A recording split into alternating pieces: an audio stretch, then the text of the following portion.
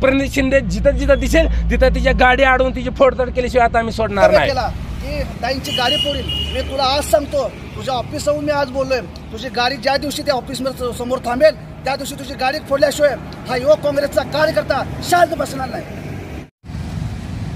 काल आमचे दैवत सुशीलकुमार शिंदे साहेब, सोलापूरच्या लोकप्रिय खासदार माननीय प्रणिताई शिंदे यांच्यावर सोलापूरच्या शिवसेनेचे उपनेते शरद कोळी यांनी एकेरी भाषा केली व त्यांच्या गाडीची तोडफोड करण्याची भाषा केली। आज मी तुम्हाला सांगतो, सोलापूर शहर दक्षिणची जागेचा विषय आला तर सुशीलकुमार शिंदे साहेब त्या जागेवर मुख्यमंत्री झाले, त्या ठिकाणी आनंदराव देवकर आमदार झाले, दिलीपराव माने मालक त्या ठिकाणी आमदार झाले।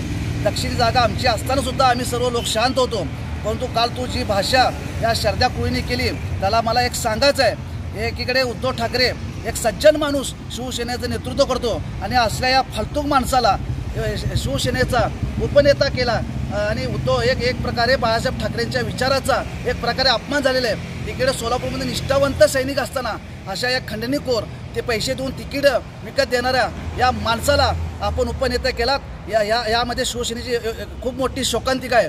तो आपल्याला माहीत असेल, सोलापुरामध्ये वाळू तस्करी व तसेच खंडणीखोर बलात्कारी असे विविध गुन्ह्याने गाजलेला हा शरद कोळी याला सांगायचं आहे, तुझ्या ऑफिस समोरून तू कालचे वक्तव्य केला की ताईंची गाडी फोडील। मी तुला आज सांगतो, तुझ्या ऑफिस जाऊन मी आज बोललोय, तुझी गाडी ज्या दिवशी त्या ऑफिस समोर थांबेल त्या दिवशी तुझी गाडी फोडल्याशिवाय हा युवक काँग्रेसचा कार्यकर्ता शांत बसणार नाही।